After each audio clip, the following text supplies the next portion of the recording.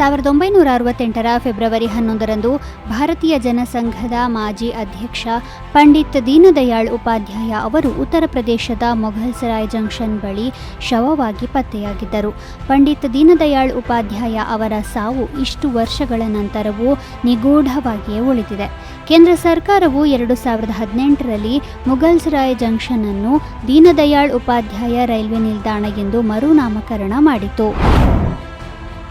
1750ರ February 11ರಂದು ಭಾರತೀಯ ಸ್ವಾತಂತ್ರ್ಯ ಹೋರಾಟದ ಮೊದಲ ಕ್ರಾಂತಿಕಾರಿ ಎಂದು ಪರಿಗಣಿಸಲಾದ ತಿಲ್ಕಾ ಮಾಂಝಿ ಬಿಹಾರದ ಸಂತಾಲ್ ಬುಡಕಟ್ಟು ಕುಟುಂಬದಲ್ಲಿ ಜನಿಸಿದರು. ಅವರ ಧೈರ್ಯಶಾಲಿ ವ್ಯಕ್ತಿತ್ವದಿಂದಾಗಿ ತಿಲ್ಕಾ ಮಾಂಝಿ ಅವರನ್ನು ಜಬ್ರಾ ಪಹರಿಯಾ ಎಂದು ಕರೆಯುತ್ತಾರೆ. ಬ್ರಿಟಿಷರ ದಬ್ಬಾಳಿಕೆಯ ನೀತಿಗಳು ತಿಲ್ಕಾರನ್ನು ತನ್ನ ಹದಿಹರೆಯದ ವರ್ಷಗಳಲ್ಲಿ ಬಿಚ್ಚಿಬೀಳಿಸಿದ್ದವು. ಬ್ರಿಟಿಷ್ ಆಡಳಿತಗಾರರು ಬಡ ಅರಣ್ಯವಾಸಿಗಳ ಭೂಮಿ, ಕೃಷಿ, ಕಾಡುಗಳು ಮತ್ತು ಮರಗಳ ಮೇಲೆ ಹಿಡಿತ ಸಾಧಿಸಿದ್ದರು. ಅಂತಹ ಪರಿಸ್ಥಿತಿಯಲ್ಲಿ ತಿಲ್ಕಾ ಮಾಂಝಿ ಬ್ರಿಟಿಷರ ವಿರುದ್ಧ ಗೆರಿಲ್ಲಾ ಯುದ್ಧದ ಕಹಳೆ ಊದಿದರು. ಬ್ರಿಟಿಷರು ಮುಟ್ಟುಗೋಲು ಹಾಕಿಕೊಂಡ ಹಣವನ್ನು ತಿಲ್ಕಾ ಮಾಂಝಿ ಬಡವರಿಗೆ ಹಂಚಿ ಸಹಾಯ ಮಾಡಿದರು. ಅವರು ಬ್ರಿಟಿಷರಿಗೆ ಕಠಿಣ ಸವಾಲನ್ನು ಒಡ್ಡಿದರು. 1770ರಲ್ಲಿ ತಿಲ್ಕಾ ಮಾಂಝಿ ಬ್ರಿಟಿಷ್ ಆಳ್ವಿಕೆಯ ಕ್ರೂರತೆ ಮತ್ತು ಘೋರ ಕೃತ್ಯಗಳ ವಿರುದ್ಧ ಬಲವಾಗಿ ಪ್ರತಿಭಟಿಸುವ ಮೂಲಕ ದೀರ್ಘ ಹೋರಾಟವನ್ನು ಪ್ರಾರಂಭಿಸಿದರು. ಅವರು ಪ್ರಸಿದ್ಧ ಸಂತಾಲ್ ಚಳುವಳಿಯನ್ನು ಮುನ್ನಡೆಸಿದರು. ನಂತರ ಬ್ರಿಟಿಷರು ತಿಲ್ಕಾ ಮಾಂಝಿಯವರನ್ನು ಬಂಧಿಸಿ ಭಾಗಲ್ಪುರಕ್ಕೆ ಕರೆತಂದರು ಮತ್ತು ಅವರನ್ನು 4 ಕುದುರೆಗಳ ಹಿಂದೆ ದಪ್ಪ ಹಗ್ಗಗಳಿಂದ ಕಟ್ಟಿ ಎಳೆದುಕೊಂಡು ಹೋಗಿ ಅಮಾನವೀಯವಾಗಿ ವರ್ತಿಸಿದರು. 1785ರಲ್ಲಿ ತಿಲ್ಕಾ ಮಾಂಝಿಯವರನ್ನು ಬ್ರಿಟಿಷರು ಮರಕ್ಕೆ ಹಗ್ಗದಿಂದ ಕಟ್ಟಿ ಗಲ್ಲಿಗೇರಿಸಿದರು. ಭಾರತವನ್ನು ಗುಲಾಮಗಿರಿಯಿಂದ ಮುಕ್ತಗೊಳಿಸಲು ಬ್ರಿಟಿಷರ ವಿರುದ್ಧ ಧ್ವನಿ ಎತ್ತಿದ ಮೊದಲ ಕ್ರಾಂತಿಕಾರಿ ತಿಲ್ಕಾ ಮಾಂಝಿ. ಅದು 90 ವರ್ಷಗಳ ನಂತರ 1857ರಲ್ಲಿ ಸ್ವಾತಂತ್ರ್ಯ ಹೋರಾಟದ ರೂಪದಲ್ಲಿ ಮತ್ತೆ ಭುಗಿಲೆದ್ದಿತು.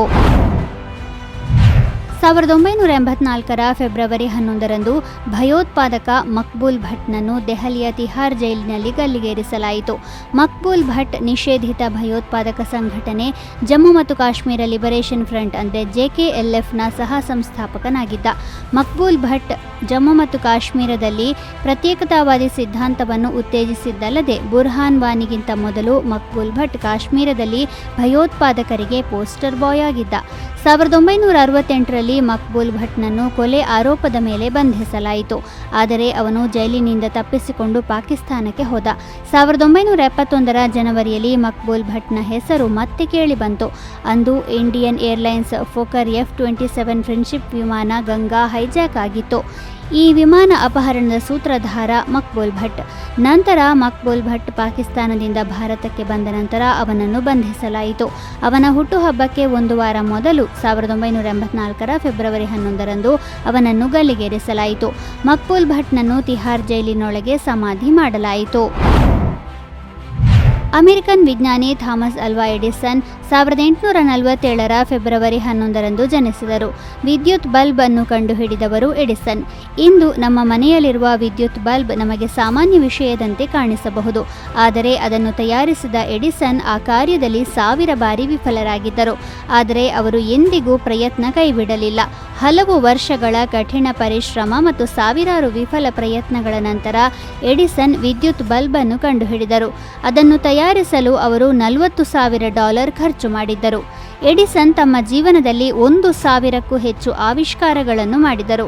ವಿದ್ಯುತ್ ಬಲ್ಬ್ನ ಜೊತೆಗೆ ಅವರು ಧ್ವನಿಯನ್ನು ರೆಕಾರ್ಡ್ ಮಾಡಿ ಪ್ಲೇ ಮಾಡುವ ಫೋನೋಗ್ರಾಫ್ ಸಾಧನವನ್ನು ಸಹ ಕಂಡುಹಿಡಿದರು. ಬಲ್ಬ್ನಲ್ಲಿ ಅಳವಡಿಸಲು ಸುರಕ್ಷತಾ ಫ್ಯೂಸ್ ಮತ್ತು ಆನ್ ಆಫ್ ಸ್ವಿಚ್ ಅನ್ನು ಸಹ ಅವರು ರಚಿಸಿದರು. ಚಲನಚಿತ್ರದ ಆವಿಷ್ಕಾರವು ಎಡಿಸನ್ ಅವರ ಕೊಡುಗೆ. ಎಡಿಸನ್ 1931ರ ಅಕ್ಟೋಬರ್ 18ರಂದು ಕೊನೆಯುಸಿರೆಳೆದರು.